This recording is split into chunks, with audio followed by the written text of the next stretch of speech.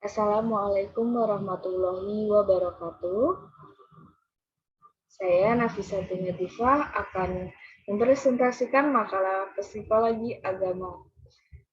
Dengan yang saya hormati, Kepalaku dosen pembimbing Bapak Nurwahidin, saya akan langsung mempresentasikan makalah saya.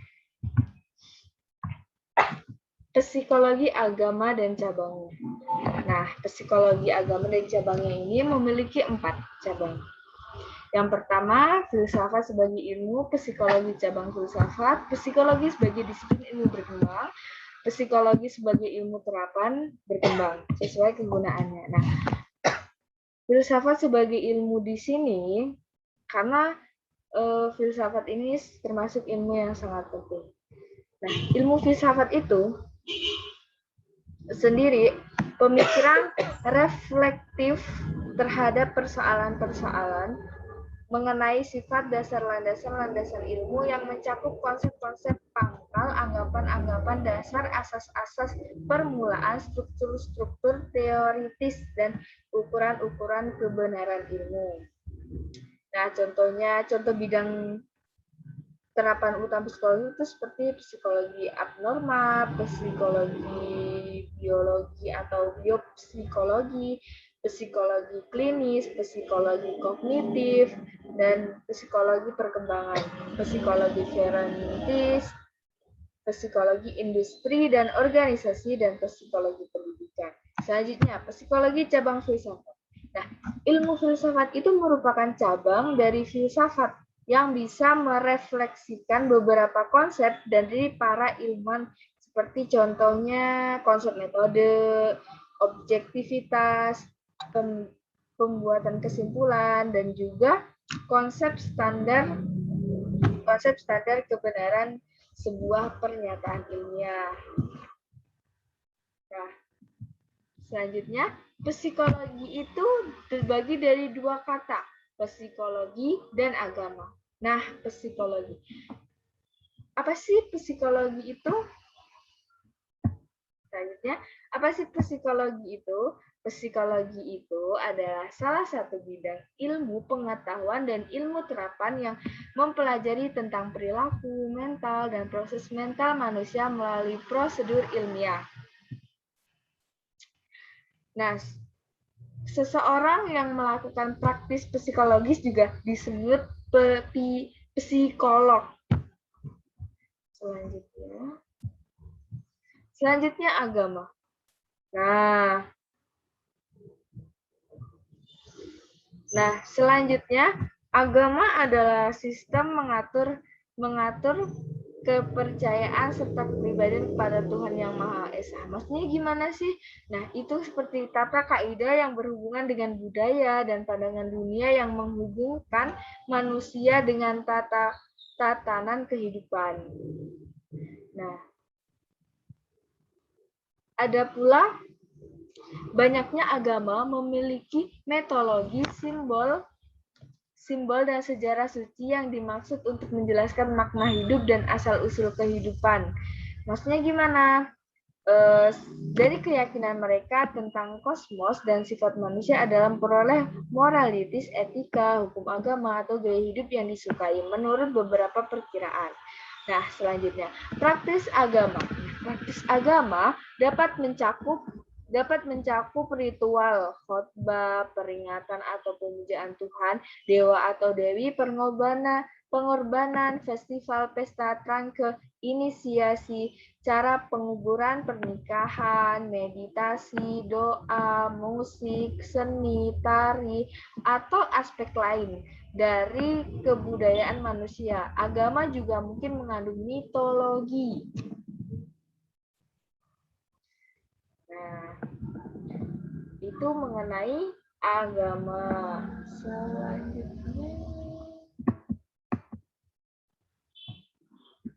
Selanjutnya, definisi agama adalah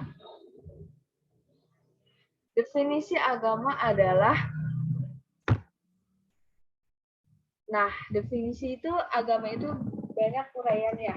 Nih, misalnya Pengakuan terhadap adanya hubungan manusia dengan kekuatan gaib yang harus dipatuhi. Pertama, kita kan hubungan manusia dengan kekuatan gaib yang harus dipatuhi.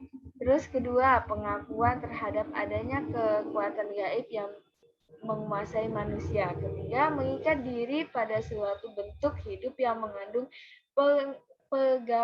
pengakuan pada suatu sumber yang berada di luar dari manusia dan yang mempengaruhi perbuatan-perbuatan manusia, kekuatan gaib yang menimbulkan cara hidup tertentu. Kepercayaan pada suatu kekuatan gaib yang menimbulkan cara hidup tertentu. Nah, ada lagi nih. Suatu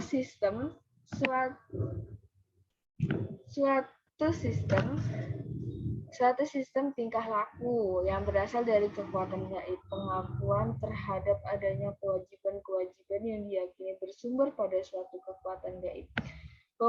Selanjutnya, pemujaan terhadap kekuatan gaib yang timbul pada perasaan lemah dan perasaan takut terhadap kekuatan misterius yang terdapat dalam alam sekitar manusia. Ajaran-ajaran diwahyukan Tuhan kepada manusia melalui Rasulullah.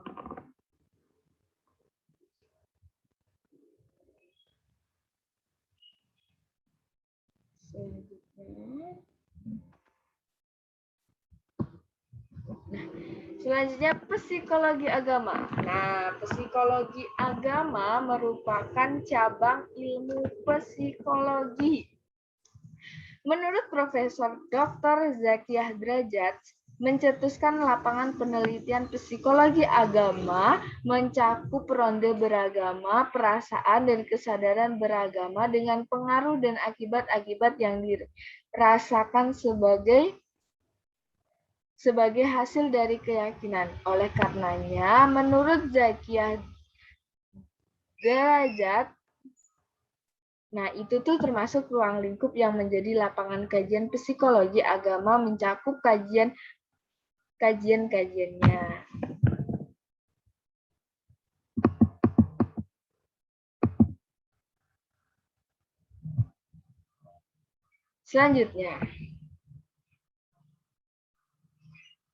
Selanjutnya, ruang lingkup psikologi agama.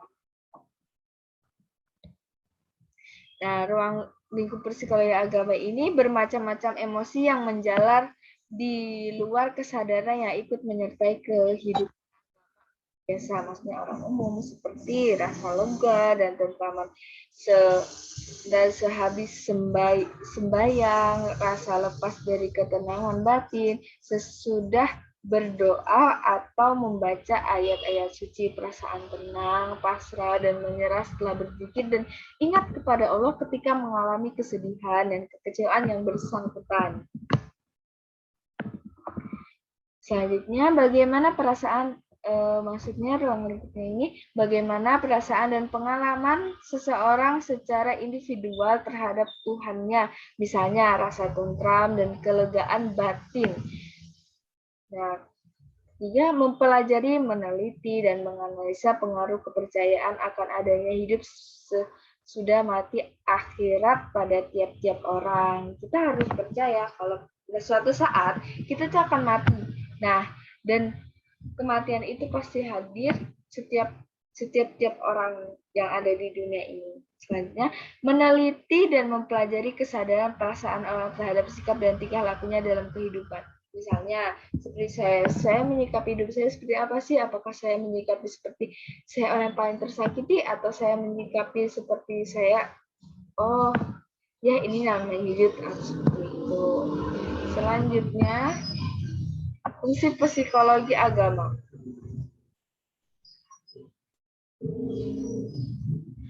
Saya tambahkan sedikit.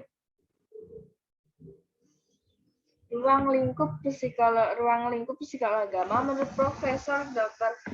Haji Rusmin Tumargor adalah cara ibadah ubudiyah atau muamalah. Terus gerakan-gerakan ke masyarakat yang muncul dari masyarakat yang beragama. Selanjutnya, budaya-budaya yang hadir dalam masyarakat akhir suatu peristiwa pengalaman agama.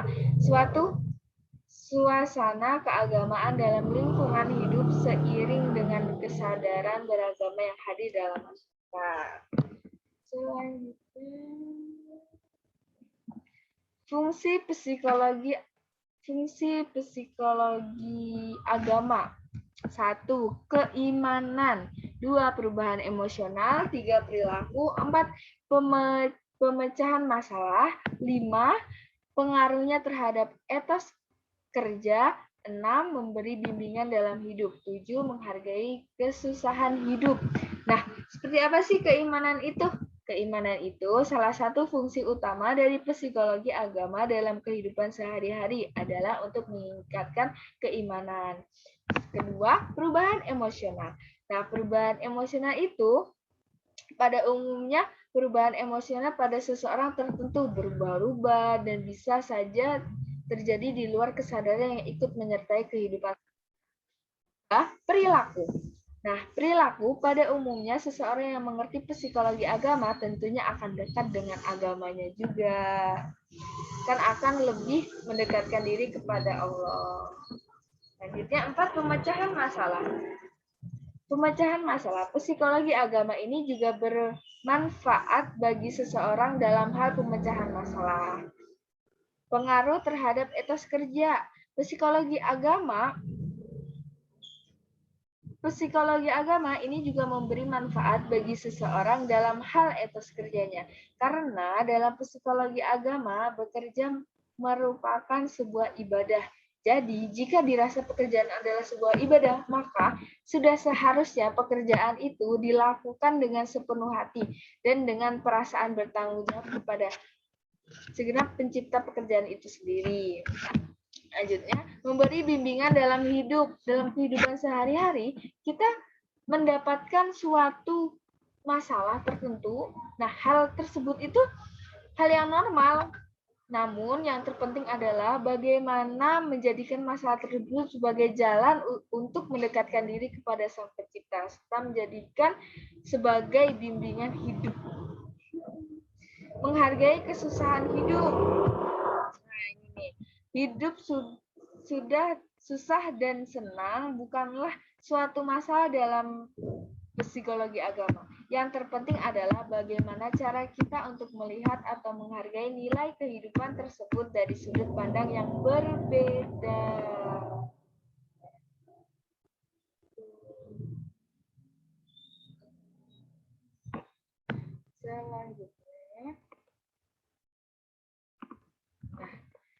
Selanjutnya metode dalam psikologi agama. Metode dalam psikologi agama itu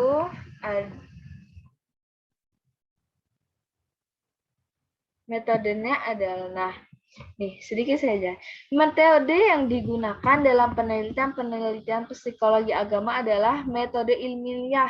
Nah, mempelajari fakta-fakta yang berada dalam lingkungannya dengan cara objektif. Nah, ini di sini yang saya tulis ini adalah meneliti ilmu jiwa agama, sejumlah metode dapat digunakan. Dari sini nih, ini metodenya. 1.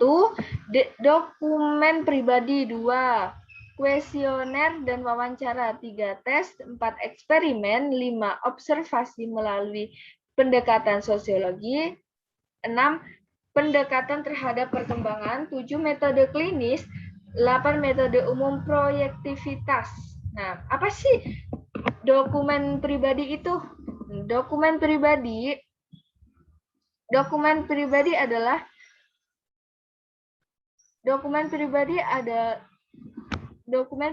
ini digunakan untuk mempelajari bagaimana pengalaman dan kehidupan batin seseorang dalam keberagamaan. Cara dapat ditempuh oleh penelitian adalah seperti mengumpulkan dokumen pribadi orang per orang, baik dalam bentuk autobiografi, biografi, tulisan, ataupun catatan-catatan yang dibuatnya. Dalam penerapannya, metode dokumen pribadi ini dilakukan dengan berbagai cara atau teknis-teknis tertentu, di antaranya teknis nomotatik, teknis analisis nilai, teknis ideografi, teknis penilaian terhadap sikap. Selanjutnya, kuesioner dan wawancara. Metode kuesioner maupun wawancara digunakan untuk mengumpulkan data dan informasi yang lebih banyak dan mendalam secara langsung kepada responden. Dalam penerapannya, metode kuesioner dan wawancara dilakukan dalam berbagai bentuk, diantaranya adalah teknik pengumpulan data melalui pengumpulan pendapat masyarakat dan skala penilaian. Ketiga, tes. Nah, tes digunakan untuk mempelajari tingkah laku keagamaan seseorang dalam kondisi tertentu. Selanjutnya, eksperimen. Teknis eksperimen digunakan untuk mempelajari sikap dan tingkah laku keagamaan seseorang melalui perilaku khusus yang sengaja dibuat. Observasi melalui pendekatan sosiologi. Nah, penelitian ini dilakukan dengan menggunakan data sosiologi dan mempelajari sifat-sifat manusiawi orang per orang atau per kelompok. Pendekatan terhadap perkembangan. Teknik ini digunakan untuk meneliti mengenai asal-usul dan perkembangan aspek psikologi manusia dalam hubungannya dengan agama yang dianutnya. Metode klinis dan proyektivitas, maksudnya pelaksanaannya metode ini memanfaatkan cara kerja klinis. Penyembuhan dilakukan dalam cara menyelaraskan hubungan antara jiwa dan agama. Dan metode selanjutnya yang terakhir, metode umum proyektivitas. Metode ini merupakan penelitian dengan cara menyadarkan sejumlah masalah yang mengandung makna tertentu.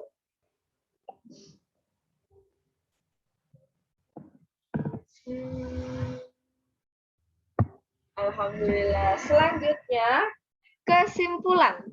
Kesimpulannya adalah psikologi agama yang mempelajari rasa agama dan perkembangannya mempunyai peranan yang saling korelatif dalam pendidikan agama Islam. Pendidikan Islam selagi sebuah upaya penyadaran terhadap umat Islam akan lebih mudah diterima oleh masyarakat.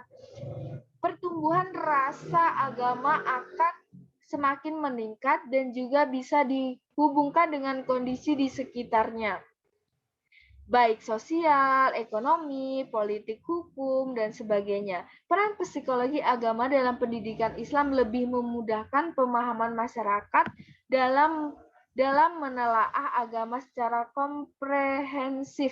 Agama tidak dipandang hanya sebagai kebutuhan orang-orang tertentu, tapi agama memang menjadi kebutuhan setiap pribadi seseorang yang menjadikan perkembangan pribadi secara psikisnya. Proses penyadaran dan perubahan untuk meningkatkan nilai jiwa keagamaan pun akan mudah dikembangkan. Perkembangan kejiwaan seseorang adalah sebuah bentuk kewajaran dan pasti terjadi dalam diri seseorang tersebut. Nah, oleh karena itu, pendidikan merupakan suatu keniscayaan dan mengarahkan proses perkembangan kejiwaan, terlebih lagi dalam lembaga pendidikan Islam. Tentu akan mempengaruhi bagi pembentukan jiwa keagamaan. Jiwa keagamaan ini perlu ditanamkan pada setiap orang dan bahkan pada setiap anak sejak usia dini. Sekian penjelasan saya mengenai materi psikologi agama. Saya ucapkan terima kasih.